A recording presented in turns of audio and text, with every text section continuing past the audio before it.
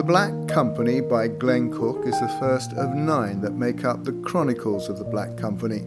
First published in 1984, this book was responsible for introducing a gritty realism to the fantasy genre, which it had been sorely missing beforehand.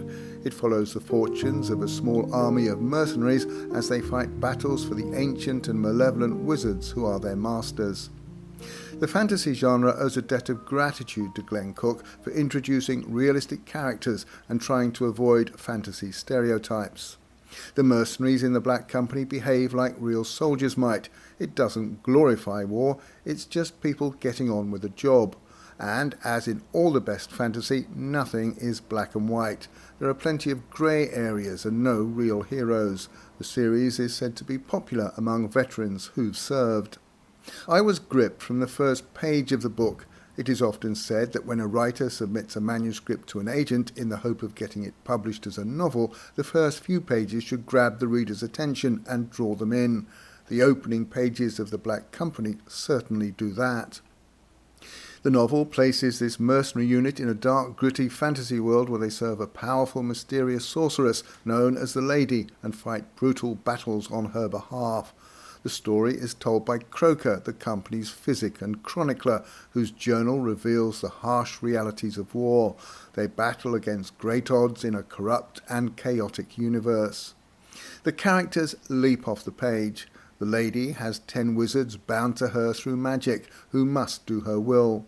Known as the 10 who were taken, or simply the Taken, they have wonderful names such as Soulcatcher, Howler, Limper, Bone Gnasher and Moonbiter. They face rival wizards with equally fabulous monikers: Feather, Journey, Moth, Sidle, Linger, Trinket and Parcel.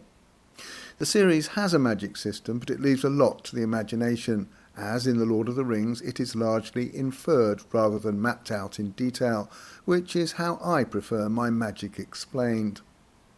I first read The Black Company as a trilogy. I imagine the later books were the result of popular demand.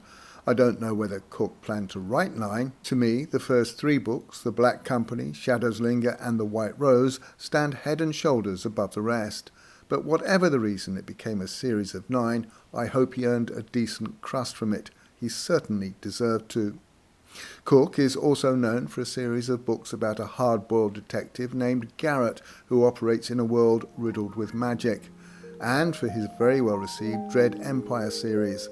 All of them are well worth reading, but his legacy, his best work, has to be The Black Company, especially those first 3 books. Well, that's all for this episode. If you like these podcasts and find them useful, please follow or subscribe and share them with your friends.